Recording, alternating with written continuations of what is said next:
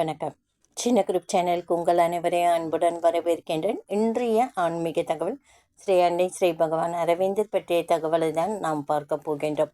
அன்பர்கள் அனைவருடைய பிரார்த்தனையும் ஸ்ரீ அன்னை ஸ்ரீ பகவான் அரவிந்தர் திரு பாதங்களில் சமர்ப்பணம் செய்கின்றேன்.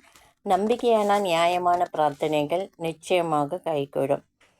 எல்லா சூழ்நிலைகளிலும் தியானம் செய்ய முடிய வேண்டும் என்று ஸ்ரீ அன்னை சொல்கிறாங்க.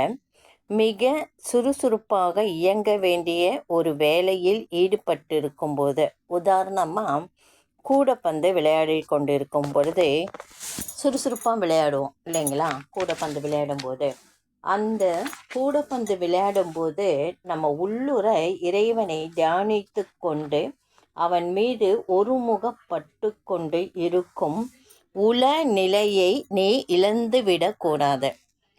ஒருத்தர் ஒரு செயலை செய்யும் பொழுது அந்த செயல் செய்து கொண்டே அவங்க நினைவுகள் இறைவனை சூழ்ந்து தான் இருக்கும். அதை தான் குறிப்பிடுகின்றார்கள். எப்பவுமே நம்ம இப்போ கூடைப்பந்து விளையாடும்போது அந்த இடத்துல நீ கடவுளோட நினைவோடு இருக்குமானால் எல்லாம் நல்ல அந்த மாதிரி இருக்கிற சூழ்நிலையை நம்ம உருவாக்கிக்க வேண்டும். அவன் மீது ஒருமுகப்பட்டு கொண்டு இருக்கும் உளநிலையை நாம் இழந்துவிடக்கூடாது. இந்த பக்குவத்தை நீ அடைந்து விட்ட போது நீ செய்யும் செயல்களில் தன்மை மாறுவதை நீ காண்பாய். நீ அவற்றை முன்னை விட நன்றாக செய்வது மட்டுமல்ல, முற்றிலும் எதிர்பாராத வலிமையுடனும் அவற்றை செய்வாய். அதே சமயம் உன்னுடைய உணர்வை எதுவுமே தீண்ட முடியாத உயரத்திலும் தூய்மையிலும் வைத்திருப்பார்.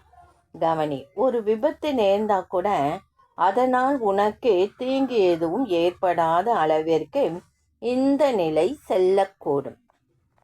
ஒரு சிலவங்க சொல்லுவாங்க, விபத்து நடக்கும்போது அவங்க தப்பிச்சிடுவாங்க. அந்த விபத்துல அவங்களுக்கு ஒரு காயமும் இருக்காது. அவங்க சிந்தனைகள் இறைவனை சூழ்ந்து இருக்கும். அதை தான் ஸ்ரீ அன்னை சொல்கிறாங்க. விபத்தே நடந்தால் கூட உனக்கு ஒன்றுமே ஆகாது என்று சொல்கின்றார்கள். தியானம் செய்ய வேண்டுமானால் யாருமே வராத ஒரு அமைதியான மூலையின் பத்மாசனம் போன்ற ஒரு ஆசனத்தில் சற்றும் அசையாதபடி உட்கார்ந்திருக்க வேண்டும் என்பது பொதுவான ஒரு நம்பிக்கை. இந்த பிழையை நீயும் செய்யாதே. அது உண்மை அன்று. எல்லா சூழ்நிலைகளிலும் உன்னால் தியானம் செய்ய முடிய வேண்டும். நான் தியானம் செய்தல் என்று அழைப்பது உன்னுடைய மனதை வெறுமையாக்குவதே அன்று.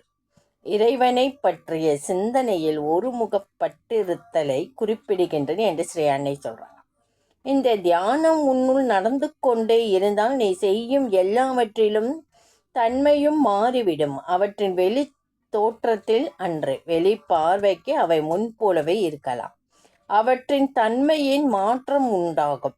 உன்னுடைய வாழ்க்கையின் தன்மையும் மாறும். முன்பு இருந்ததிலிருந்து இப்பொழுது நீ சற்று வேறுபட்டிருப்பதை உணர்வாய். ஒரு சாந்தி, ஒரு நிச்சயம், ஓர் உள் அமைதி, மாறாத ஒரு சக்தி, எதற்கும் தோற்று பின்வாங்காத ஒன்று உன்னிடம் இருக்கும் என்று சொல்கிறாங்க. உண்மைங்க.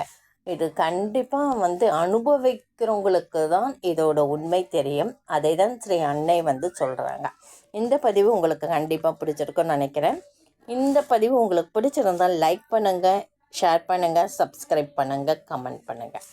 நன்றி.